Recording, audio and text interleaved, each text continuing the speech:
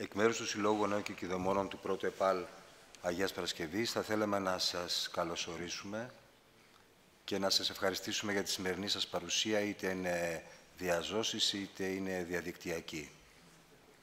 Ίσως πολλοί προτίμησαν να παρακολουθήσουν διαδικτυακά τη σημερινή εκδήλωση, γι' αυτό και η παρουσία εδώ ίσως δεν είναι η μεγαλύτερη δυνατή. Ιδιαίτερα θα θέλαμε να ευχαριστήσουμε τον καθηγητή, τον κύριο Λιντέρη, για την σημερινή του παρουσία και την εισήγηση που θα μας κάνει. Επίσης, θέλουμε να ευχαριστήσουμε και την κυρία Ελένη Μαυρομάτη, που μας βοήθησε ιδιαίτερα για την ενημέρωση και την επικοινωνία για τη σημερινή μας εκδήλωση. Σκοπός της σημερινής μας συνάντησης είναι να υπάρξει μια ενημέρωση για κάτι το οποίο ίσως δεν είναι ιδιαίτερα γνωστό, τη νομοθετική πρωτοβουλία πολιτών. Όλοι αναρωτηθούν ποια είναι τα σημαντικά θέματα που απασχολούν μια κοινωνία, θα σας πούνε την παιδεία, την υγεία. Βέβαια, σίγουρα μας ενδιαφέρει και η οικονομία και, να το πω απλά, και η τσέπη μας, αλλά εκεί οι παράμετροι είναι πολύ παραγωγικοί, επηρεάζονται από τις διεθνείς εξελίξεις και σίγουρα δεν είναι κάτι που μπορεί ένα κράτος μόνο του να ρυθμίσει. Η παιδεία όμως, όπως είπαμε, είναι ένα πολύ σημαντικό θέμα για οποιαδήποτε κοινωνία, μπορεί να ρυθμιστεί και να βελτιωθεί, ιδιαίτερα σε μια χώρα που έχει μια παράδοση ιδιαίτερη στην παιδεία και στον πολιτισμό. Πολύ, λοιπόν, σύντομα, δεν θα ήθελα να πω πολλά περισσότερα, απλά θα σας ενημερώσω για το άρθρο 73 του Συντάγματος, που αφορά τα δικαιώματα πρότασης νόμων και συγκεκριμένα για το άρθρο 6, που λέει τα εξής. Με υπογραφή 500.000 πολιτών που έχουν δικαίωμα ψήφου, μπορούν να κατατίθενται έως 2 ανά κοινοβουλευτική περίοδο προτάσεις νόμων στη Βουλή, οι οποίες με απόφαση του Προέδρου της παραπέμπονται στην οικία Κοινοβουλευτική Επιτροπή προς επεξεργασία και εν συνεχεία εισάγονται υποχρεωτικά προς συζήτηση και ψήφιση στην Ολομέλεια του Σώματος. Οι προτάσεις νόμων του προηγουμένου εδαφίου δεν μπορεί να αφορούν θέματα δημοσιονομικά, εξωτερικής πολιτικής και εθνικής άμυνας. Νόμος ορίζει τους όρους και τις προϋποθέσεις εφαρμογής της παρούσας παραγράφου. Θα δώσω τώρα το λόγο στον κύριο Διονύση Χατζόπουλο, γραμματέα του Συλλόγου, να σας κάνει μια εισήγηση για το θέμα αυτό το οποίο προαναφέραμε.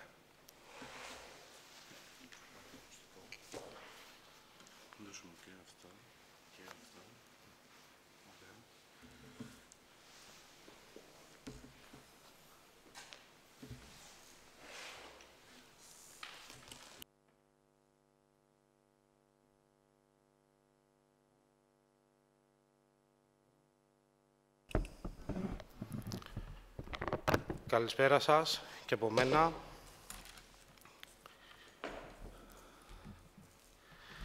Θα το διαβάσω από μέσα. Σας ευχαριστούμε θερμά για τη συμμετοχή σας σε αυτή τη σημαντική ενημέρωση. Στεναχωριέμαι ενώ γιατί είναι σημαντική. Έχουμε πάρει σχεδόν όλες τις τάξεις τηλέφωνο, έναν τους γονείς. Στα λόγια όλοι ήταν θετικά, στις πράξεις εύχομαι να είναι καλά οι άνθρωποι, εγώ στεναχωρηθεί πάρα πολύ. Σήμερα θα μάθουμε για την νομοθετική πρωτοβουλία πολιτών, ένα δημοκρατικό θεσμό που επιμελώς αποκρύπτεται από τους πολίτες. Την απόκρυψη την αναφέρω για το λόγο ότι όταν ενημερώσαμε τους συλλόγους και την Ένωση Γονέων Αγίας Παρασκευής για τη δράση που έχουμε ξεκινήσει ο Σύλλογος, από τους 82 παρόντες σε αυτό το χώρο, το νούμερο δεν το θυμάμαι ακριβώς, ήταν 82, 80, 78, δεν έχει σημασία, το ήξεραν μόνο 2. Αυτά που θα ακούσετε σήμερα δεν θα τα πει κανένα μεγάλο κανάλι. Μάλιστα, δημοσιογράφος μεγάλου καναλιού μας αποκάλεσε γελίους επειδή θέλουμε να ασκήσουμε τα δικαιώματά μας.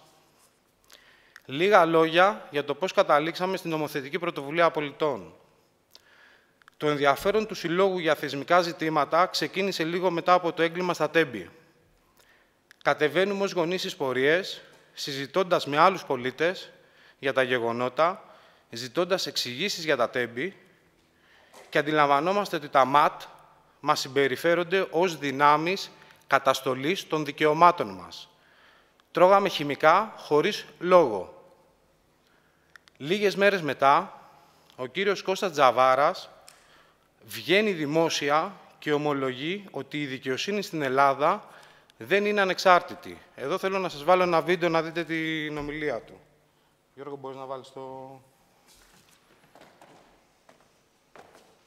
Το βέβαιο είναι όμως ότι τίποτα δεν είναι όπως ήταν πριν γίνει αυτό το τρομερό συμβάν.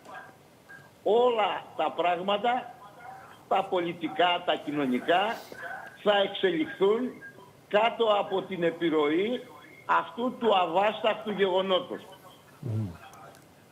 Πρόκειται για ένα συμβάν, δεν είναι ένα γεγονός, για να χρησιμοποιήσω μια γνωστή διάκριση ενός Γάλλου πολιτικού φιλοσόφου. Και πάνω σε αυτό το συμβάν θα επενδυθούν ενδεχομένως και καινούργιες αλήθειες που αφορούν και το πολιτικό σύστημα. Αλήθειες όπως, κύριε Τζαβάρα... Είναι δεδομένο ότι πρέπει να περιμένουμε. Αλήθειες όπως... Ποιες είναι αυτές οι αλήθειες, μπορεί να είναι αυτές οι αλήθειες?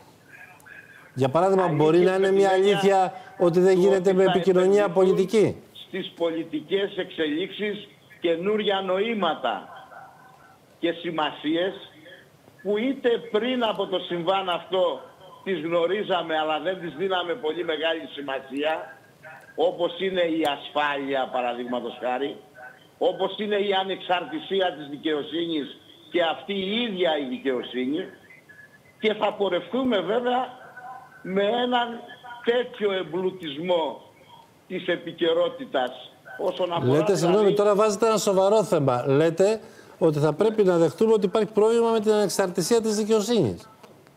Αυτό κατάλαβα. Εσείς δηλαδή τι πιστεύετε, ότι στην Ελλάδα η δικαιοσύνη είναι ανεξάρτητη?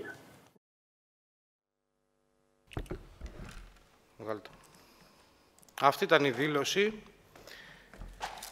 το οποίο, όπως ξέρουμε, η ανεξαρτησία της δικαιοσύνης είναι πολύ σημαντική για να μπορεί να δουλέψει η δημοκρατία σε μια χώρα σωστά. Μετά από αυτή την ομολογία, αναρωτηθήκαμε ο Σύλλογος για το αν υπάρχει κάποια νομοθεσία η οποία να μας δίνει το δικαίωμα ως πολίτες να φτάσει η φωνή μας κατευθείαν στο Κοινοβούλιο. Ο λόγος είναι ξεκάθαρος. Δεν είναι δυνατόν να παραδώσουμε ένα τέτοιο μέλλον στα παιδιά μας. Ταυτόχρονα με την έρευνά μας ακολουθούν καθημερινές αποκαλύψεις και συμβάντα με το κερασάκι στην τούρτα να είναι καταπάτηση του συντάγματος με το νομοσχέδιο για τα ιδιωτικά πανεπιστήμια.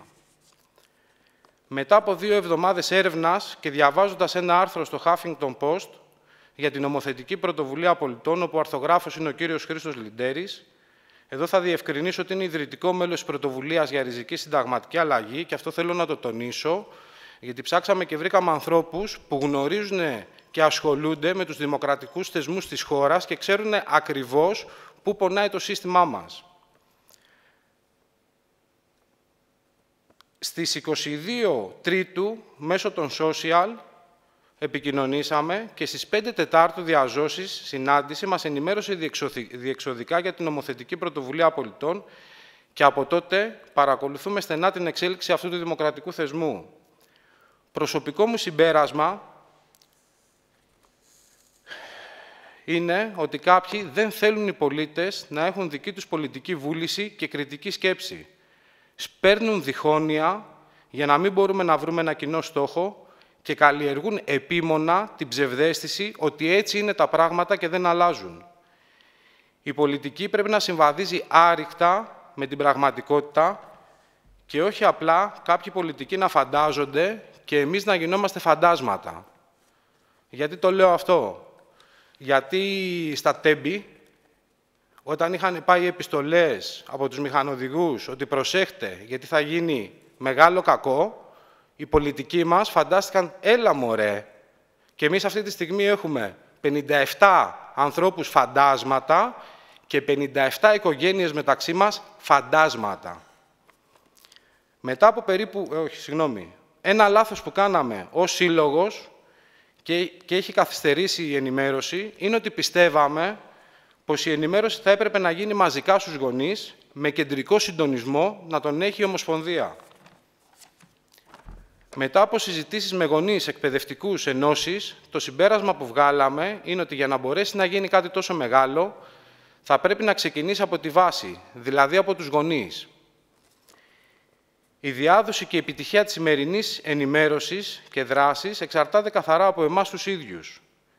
Η υποβάθμιση της παιδείας έχει ως αποτέλεσμα την υποβάθμιση της κοινωνίας μας.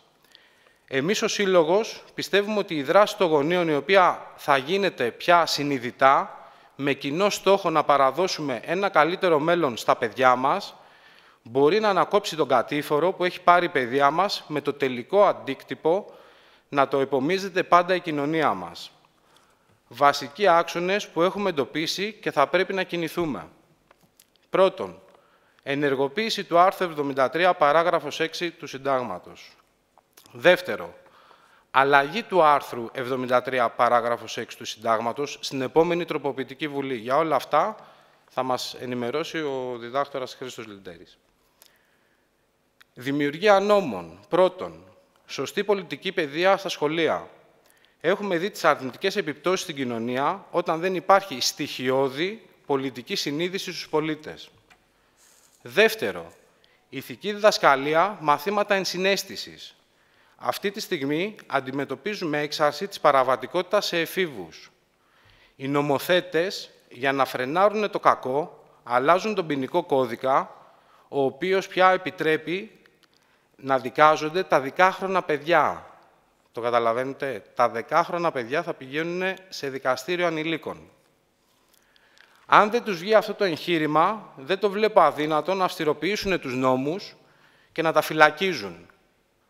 Ο στιγματισμός ενός ανηλίκου παίζει καθοριστικό ρόλο για την εξέλιξη του χαρακτήρα του, με το τελικό πιθανό αντίκτυπο να το επομίζεται πάντα η κοινωνία μας. Τα παιδιά δεν φταίνε σε τίποτα. Όταν ένα παιδί το μόνο που έχει πάρει από την οικογένειά του, κοινωνία, πολιτεία, είναι βία, τι θέλετε να εκδηλώσει? Αγάπη, κατανόηση ή κάποια άλλη αρετή? Όχι, βία θα βγάλει. Με τα μαθήματα ενσυναίσθησης και με την ηθική διδασκαλία θα μπορεί η παιδεία να προλαμβάνει τέτοιες άσχημες καταστάσεις. Δεν λέμε ότι μπορεί να εξαλειφθεί η παραβατικότητα των νέων, αλλά λέμε ότι μπορεί να περιοριστεί. Σωστή μουσική παιδεία και καλλιτεχνικά. Αν δεν επενδύσουμε στο πνεύμα της νέας γενιάς, δεν θα έρθει ποτέ η εξέλιξη. Σίγουρα δεν είναι μόνο αυτά τα προβλήματα στην παιδεία μας, γι' αυτό γίνεται αυτή η ενημέρωση, ώστε να προβληματιστούμε, να τα συζητήσουμε και να βάλουμε προτεραιότητες. Για όλα τα παραπάνω θα πρέπει να συνεργαστούμε γονείς, εκπαιδευτικοί, θα χρειαστούμε συμβουλές από επιστήμονες στον κλάδο της εκπαίδευσης και νομικών, ώστε να καταθέτουμε τους νόμους. Υπάρχουν μοντέλα σε άλλες χώρες που καθιστούν την παιδεία αποτελεσματική. Τα μαθήματα ενσυναίσθησης υπάρχουν ήδη στην Ιαπωνία. Με κοινό στόχο και δράση, οι γονείς μπορούμε να καταφέρουμε ό,τι σήμερα φαντάζει άπιαστο. Σε αυτή τη δράση δεν θέλουμε ηγέτες, μπροστάριδες, αλλά συνειδήσεις με κοινό στόχο. Ένα καλύτερο μέλλον για τις επόμενες γενιές. Αυτός είναι ο στόχος μας. Είναι ένα ξεκίνημα για να παραδώσουμε μια καλύτερη παιδεία που θα παράγει μια καλύτερη κοινωνία με αξίες, ήθος και πολιτική παιδεία. Ο αγώνας θα πρέπει να δοθεί στους δρόμους και να χάσουμε για λίγο την άνηση του καναπέ μας. Διαδώστε την νομοθετική πρωτοβουλία από στόμα σε στόμα, συζητήστε με άλλους γονείς, συζητήστε με τα παιδιά σας και απευθυνθείτε στους συλλόγους γονέων για κοινή δράση. Σας ευχαριστώ πάρα πολύ. Τώρα το λόγο τον έχει ο κύριος Χρήστος Λιντέρης. Έχω αυτό. Και αυτό είναι για το space του Twitter. Ωραία. Και πατάω εδώ. Είναι ανοιχτό. Είναι ανοιχτό. Ευχαριστώ πολύ το Σύλλογο Γονέων του Πρώτου ΕΠΑΛ Αγίας Παρασκευής για την τιμή που μου έκανε να με καλέσει σε αυτό το ωραίο αμφιθέατρο να μιλήσω για ένα ζήτημα το οποίο όντως δεν είναι πολύ γνωστό και δεν αφορά μόνο τα εκπαιδευτικά ζητήματα, είναι ευρύτερο, αλλά αφορά κάθε Έλληνα ως πολίτη. Ευχαριστώ ιδιαίτερα τον κύριο Χατζόπουλο για τον κόπο που έκανε να οργανώσει όλα αυτά και για τις επαφές μαζί μου. Και νομίζω ότι είναι και συμβολικό αυτό το ότι εδώ βρισκόμαστε στο ΕΠΑΛ, σε ένα σχολείο επαγγελματικής εκπαίδευσης, που παρουσιάζει αυτά τα χαρακτηριστικά. Όπως αντιλαμβάνομαι, πρόκειται για ένα καλό δημόσιο σχολείο. Υπάρχει κάποιο πρόβλημα με τον ήχο? Και είναι πολύ σημαντικό το ότι ξεκινάει μια τέτοια ενημέρωση για τέτοια θεσμικά ζητήματα από αυτό εδώ το σχολείο. Το δημόσιο σχολείο, το επαγγελματικό λύκειο. Το θέμα μας είναι η νομοθετική πρωτοβουλία πολιτών. Δηλαδή, το δικαίωμα των πολιτών να καταθέτουν στη Βουλή προτάσεις νόμων απευθείας, οι ίδιοι. Μέχρι τώρα γνωρίζουμε, και από αυτά που βλέπουμε στην τηλεόραση, ότι οι προτάσεις νόμων και τα νομοσχέδια κατατίθενται από την κυβέρνηση, κατά πρώτον, και κατά δεύτερον, έλεγε το Σύνταγμα ότι κατατίθενται και από άλλα κόμματα οι βουλευτές. Όταν κατατίθεται από την κυβέρνηση ονομάζονται νομοσχέδια, όταν κατατίθεται από άλλους, από κόμματα της αντιπολίτευσης ή βουλευτές μεμονωμένους, ονομάζονται προτάσεις νόμου. Η νομοθετική πρωτοβουλία πολιτών είναι ένας θεσμός που δίνει έναν τρίτο δρόμο. Ο τρίτος δρόμος είναι απευθείας από τους πολίτες να κατατίθεται μια πρόταση νόμου στη Βουλή, με συλλογή του απαιτούμενου αριθμού υπογραφών. Αυτό είναι ένας θεσμός που εμπλέκει τον πολίτη απευθείας στην άσκηση της πολιτικής και στην κατάθεση προτάσεων. Δηλαδή, ενώ ο πολίτης με τον κλασικό τρόπο της ας πούμε αντιπροσωπευτικής δημοκρατίας βρίσκεται να εκλέγει απλώς τους αντιπροσώπους του στη Βουλή και να παραμένει στη συνέχεια και να παρακολουθεί τι γίνεται μέχρι τις επόμενες εκλογές και το πολύ να βγαίνει και να διαδηλώνει στην πλατεία Συντάγματος εάν κάτι δεν του αρέσει ή να κάνει απεργίες, υπάρχει ένας άλλος τρόπος, ένας δημιουργικός τρόπος. Ότι έρχομαι και επεμβαίνω ο ίδιος από τη βάση και καταθέτω προτάσεις. Και ζητώ, όχι απλώς καταθέτω προτάσεις, ζητώ αυτές να συζητηθούν ή ακόμα και να γίνουν νόμοι. Η νομοθετική πρωτοβουλία πολιτών είναι ένας θεσμός που δεν καθιερώθηκε για πρώτη φορά στην Ελλάδα. Έχει καθιερωθεί εδώ και πολλά χρόνια σε πολλές χώρες του κόσμου. Στην Ιταλία προβλέπεται νομοθετική πρωτοβουλία πολιτών, δηλαδή κατάθεση νόμου στη Βουλή από τους πολίτες με συλλογή 50.000 υπογραφών. Στην Αυστρία προβλέπεται κατάθεση νόμου στη Βουλή με συλλογή 100.000 υπογραφών. Στην Ισπανία προβλέπεται αντίστοιχη κατάθεση πρότασης νόμου με 500.000 υπογραφές. Και σε άλλες χώρες, ακόμα πιο ισχυρός είναι ο θεσμός στις Ηνωμένες Πολιτείες, όπου σε 9 πολιτείες όχι απλώς κατατίθενται προτάσεις νόμου στα νομοθετικά σώματα από τους πολίτες με συλλογή υπογραφών, αλλά εάν η Βουλή, το νομοθετικό σώμα, τους απορρίψει τις προτάσεις, τότε είναι υποχρεωτικά διενεργείται δημοψήφισμα επί των προτάσεων. Δεν έχει το δικαίωμα δηλαδή το νομοθετικό σώμα να απορρίψει και να πει ότι δεν με ενδιαφέρει η πρόταση, όπως γίνεται στις ευρωπαϊκές χώρες. Αυτό δίνει ακόμα μεγαλύτερη ισχύ στην πρωτοβουλία των πολιτών και πράγματι έχουμε πολύ σοβαρές πρωτοβουλίες πολιτών, ιδίως στις Ηνωμένες Πολιτείες. Είχαμε πρόσφατα 3 νομοθετικές πρωτοβουλίες που έγιναν δεκτές στην Ουάσιγκτον, μία στην πολιτεία του Μέιν, πρόσφατα αυτά. Δηλαδή, όταν λέω πρόσφατα με τον Φεβρουάριο ή τον Μάρτιο του 2024. Και όμως και στην Ευρώπη ο θεσμός είναι ισχυρός. Ένα παράδειγμα σημαντικής πρότασης νόμου που δημιούργησε αίσθηση ήταν με την κρίση τη μεγάλη το 2013, αν θυμάμαι καλά, στην Ισπανία, μια κατάθεση πρότασης νόμου για τις μισθώσεις και για τις εξώσεις, που υπήρχε ένα τεράστιο πρόβλημα εκεί πέρα τότε. Είναι λοιπόν ένας τρόπος επέμβασης των πολιτών στη χάραξη πολιτικής, με κατάθεση προτάσεων. Αυτό λοιπόν ήταν, είναι, ας το πούμε έτσι, μια πρώτη εξέλιξη της συμμετοχής των πολιτών. Δεν είναι η καλύτερη, είτε είναι το τέλος της εξέλιξης. Το καλύτερο είναι η διενέργεια δημοψηφισμάτων. Δηλαδή, δεν ξέρω πόσοι από εσάς το γνωρίζετε, αλλά σε αρκετές χώρες μαζεύονται υπογραφές με στόχο τη διενέργεια δημοψηφίσματος. Είτε για την κατάργηση ενός νόμου, είτε για τη θέσπιση ενός νόμου, είτε για την αλλαγή του συντάγματος ακόμα. Αυτός είναι πιο ισχυρός θεσμός από την νομοθετική πρωτοβουλία πολιτών, γιατί δεν προτείνει απλώς και η Βουλή μπορεί να απορρίψει, έρχεται πιο δυναμικά να επιβάλλει κάτι. Αυτό είναι το δημοψήφισμα. Και τα δημοψηφίσματα μπορεί επίσης να είναι είτε συνταγματικά, είτε να είναι για την κατάργηση, όπως είπαμε, η θέσπιση νόμου, και τοπικά δημοψηφίσματα, που είναι πολύ σημαντικά επίσης. Και έχουμε πολύ ενδιαφέροντα τοπικά δημοψηφίσματα.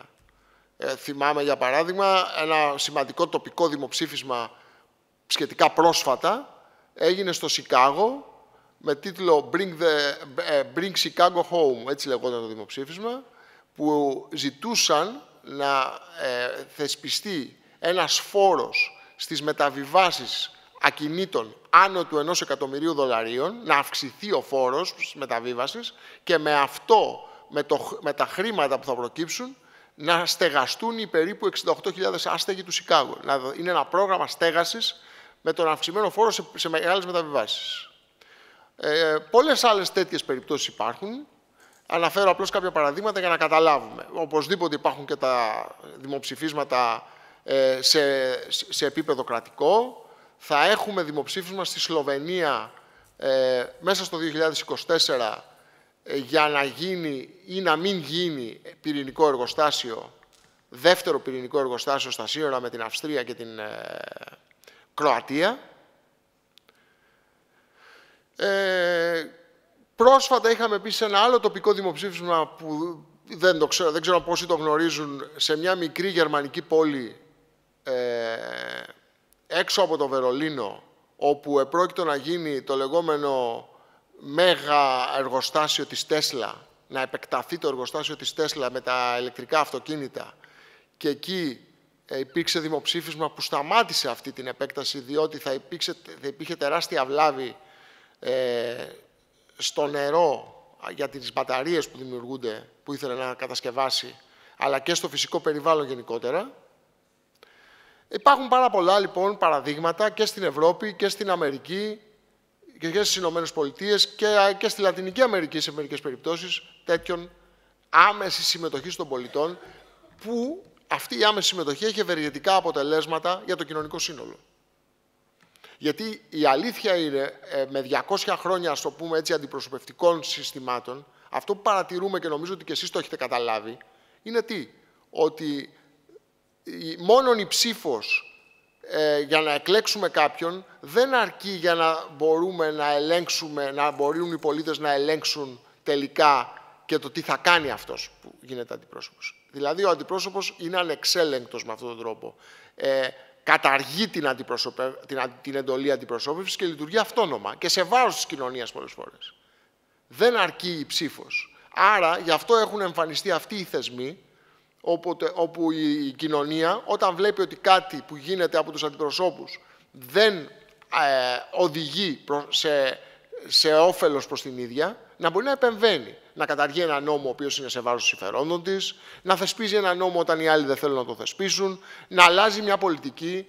Και ο ίδιος αυτός ο θεσμός, εντωμεταξύ, από μόνος του, ακόμα και χωρίς να εφαρμοστεί, δημιουργεί στην κοινωνία, δημιουργεί στους αντιπροσώπους μια αίσθηση ότι πρέπει να είναι πιο προσεκτικοί, να λειτουργούν υπέρ της κοινωνίας, γιατί υπάρχει ένας θεσμός που θα τους ανακαλέσει στη θέση τους.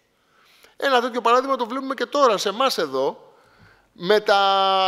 με το ύψος των κτηρίων τις τελευταίες μέρες, όπου το γεγονός ότι ανακοινώθηκε από κάποιους δήμους, όπως τον Δήμο Βρυλισσίων, η πρόθεση να γίνει δημοψήφισμα τοπικό για το ύψος των κτηρίων και οι αντιδράσεις όλων των δήμων, πολλών δήμων της χώρας για αυτό το σοβαρότατο θέμα, έχουν οδηγήσει την κυβέρνηση να λέει ότι θα νομοθετήσει για να αλλάξει κάτι. Και μόνο δηλαδή το γεγονός της ύπαρξης του θεσμού πολλές φορές οδηγεί, χωρίς ακόμα και να ενεργοποιηθεί, οδηγεί σε αυτά τα αποτελέσματα.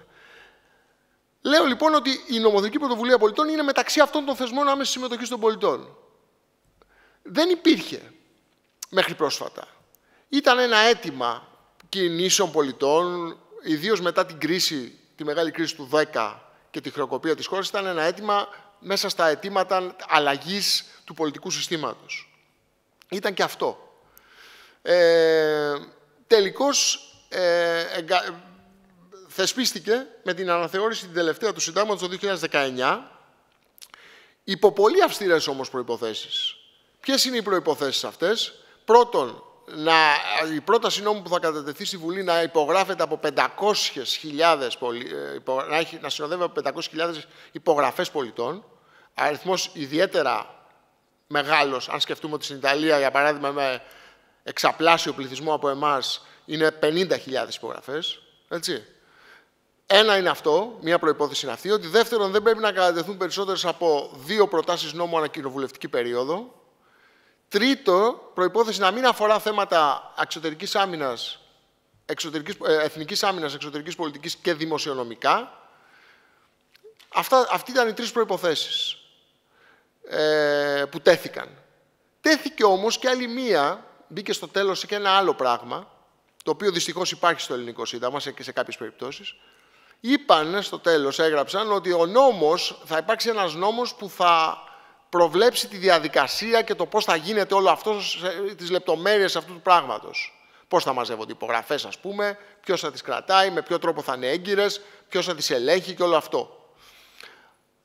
Πρόβλεψα λοιπόν ότι πρέπει να υπάρξει και ένας νόμος.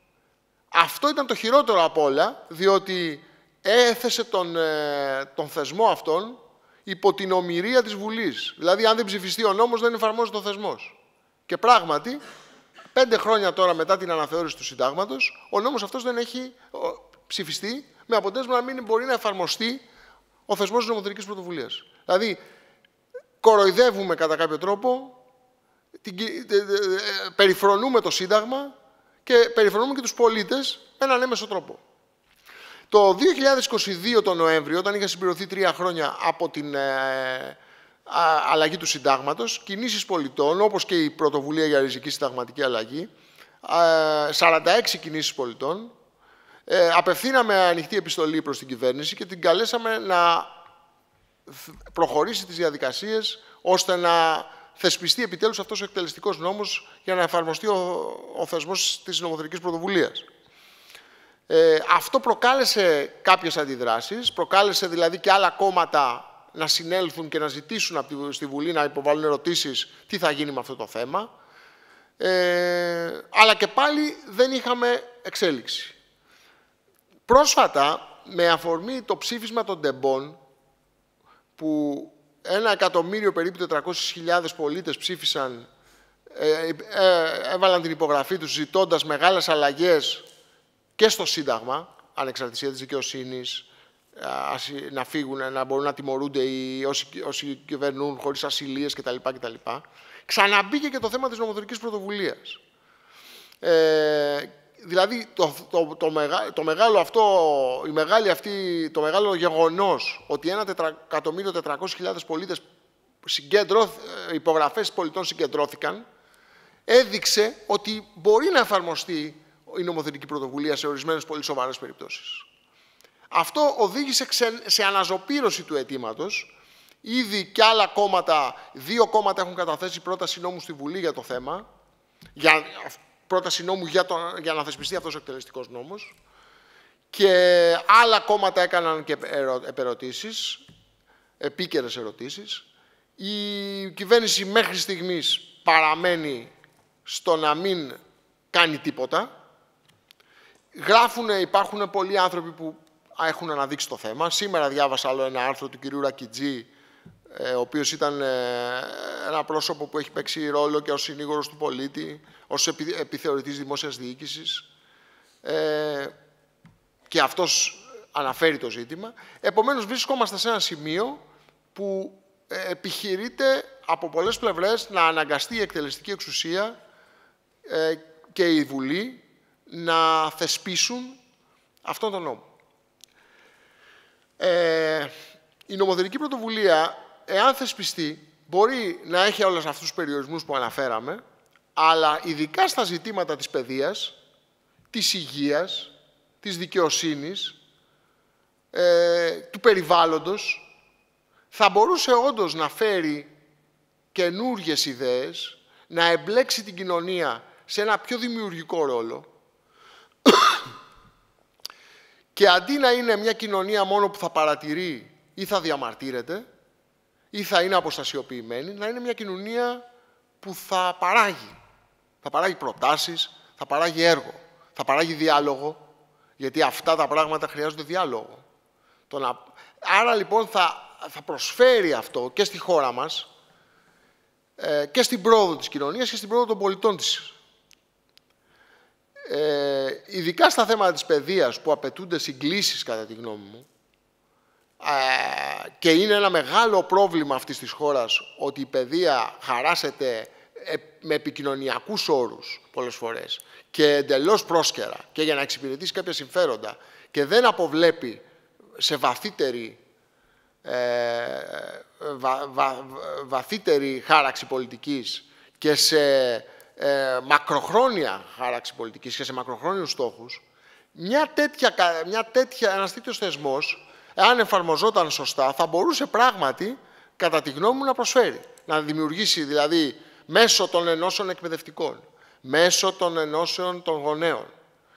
Ο κόσμος αυτός όλος που βρίσκεται γύρω-γύρω από την παιδεία, θα μπορούσε πράγματι να ανοίξει δημόσιο διάλογο, παράλληλο με αυτά που κάνει οποιαδήποτε κυβέρνηση ή η Βουλή, και να θέσει η ίδια η κοινωνία τις προτεραιότητές της. Αναφέρθηκε προηγουμένως, για παράδειγμα, το θέμα της ενδοσχολικής βίας, το οποίο απασχολεί.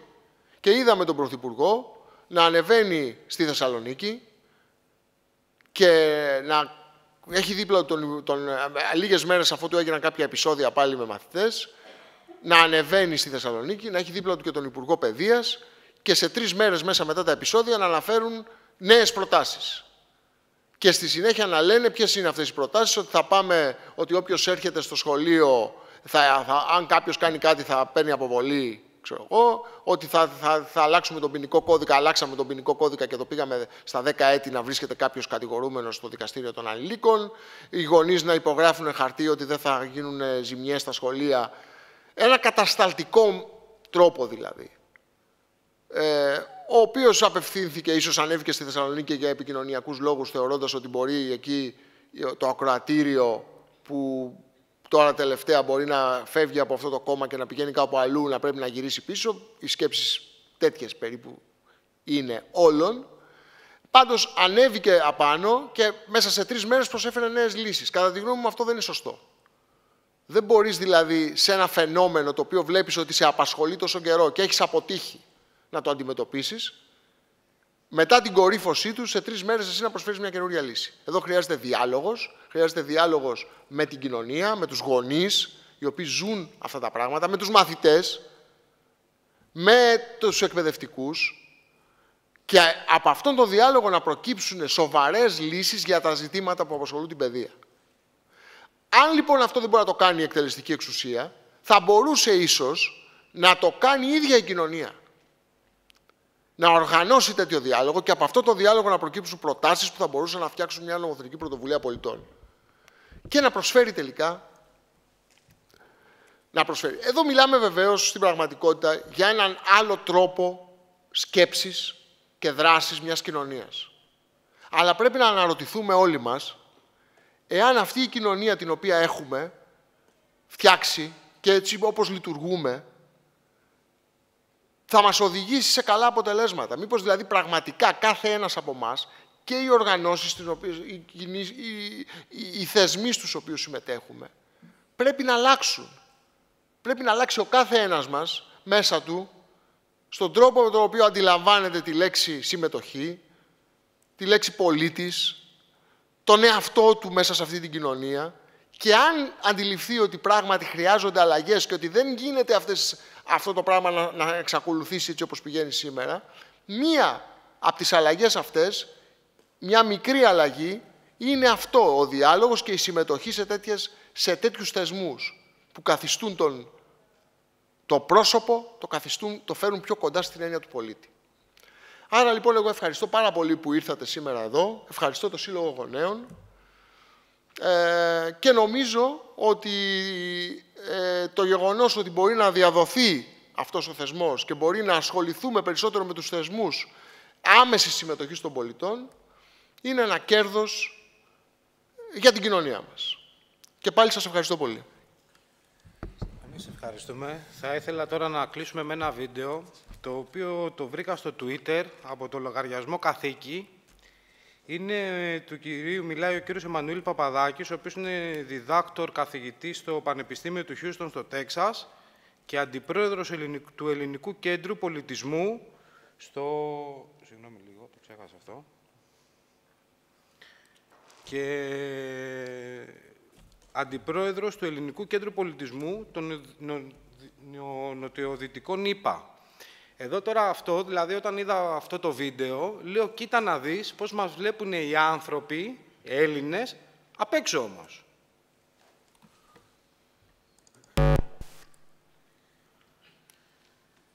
Το MB 2023 είναι νομίζω το μοντέλο το οποίο μπορεί να δώσει ένα διαφορετικό ξεκίνημα στο πολιτικό σύστημα. Γιατί το πολιτικό σύστημα έχει φτάσει στο σημείο, στο ελάχιστο σημείο δυνατότητος παραγωγής εξελίξεως μέσα από το ίδιο το σύστημα. Το ίδιο το σύστημα είναι νεκρό. Ο καρκίνος δεν μπορεί να παράξει υγιή κύτταρα. Θα παράξει μόνο καρκινικά κύτταρα. Έτσι. Και βέβαια, ξέρουμε τι γίνεται με τον καρκίνο. Έτσι. Ο καρκίνος πεθαίνει μαζί με τον άνθρωπο που το μεταφέρει. Λοιπόν, η ελληνική κοινωνία βρίσκεται σε αυτή τη θέση. Ή θα κόψει τον καρκίνο ολοκληρωτικά, ξεκινώντας κάτι διαφορετικό εκτός των κομμάτων. Δεν μπορεί να πάτε, και βέβαια αναγκαστικά μπαίνω στην κουβέντα την πολιτική, πού θα πάτε. Έχετε τώρα 9 μπουφέ. Δηλαδή, αυτό είναι οι επιλογές. Μου θυμίζουν λίγο σούπερ μάρκετ της Σοβιετικής κοινωνίας. 9 προϊόντα, έχει διάλεξει ένα από αυτά, έχει υποχρεωμένος. Όχι. Αυτές οι λύσεις δοκιμάστηκαν 50 χρόνια.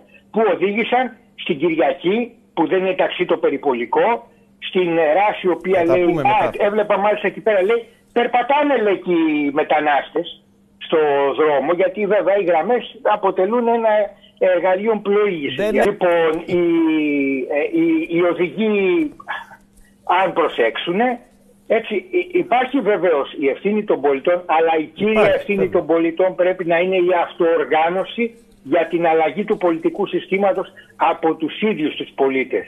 Η ίδια η κοινωνία πρωτογενώς πρέπει να βγάλει ανθρώπους προς τα πάνω και όχι να περιμένει τι θα πει ο κύριος Πρωθυπουργός ή τι θα του πούνε οι επικοινωνιολόγοι του ή θα του πούνε οι παρατρεχάμενοι με τα μπλοκάκια που μπορεί να γίνει και σταθμάρχες μεθαύριο, έτσι, από το Μαξίμου, ή τι θα του πει ο κύριος Πιερακάκης. Αυτό το πολιτικό σύστημα έχει ξοφλήσει. 50 χρόνια απέδειξε. Το έδωσε κάποιον ένα περίπτωση. Τη μια στόκαψε, την άλλη στο έριξε έξω, την τρίτη στον πατήρισε. Τι θα του κάνεις? Κάθε φορά που στο κάνει για θα τον γίνεις περίπτερο να το αναλαμβάνει στο διαχειριστή? Αυτό απέδειξε. Δεν κάνει για διαχείριση. Αυτό ήταν το βίντεο. Ο καρκίνος πρέπει να σταματήσει να εξαπλώνεται και είναι καθαρά στο χέρι μας. Η παρουσία σήμερα και ενημέρωση βιντεοσκοπήθηκε. Θα τη βγάλουμε στο YouTube, θα τη βγάλουμε στα social και είναι στο χέρι μας η διάδοσή της. Σας ευχαριστούμε πάρα πολύ για την παρουσία σας και τώρα μπορείτε να κάνετε ό,τι ερώτηση θέλετε στον κύριο Χρήστο Λιντέρη. Και τοποθέτηση, ναι.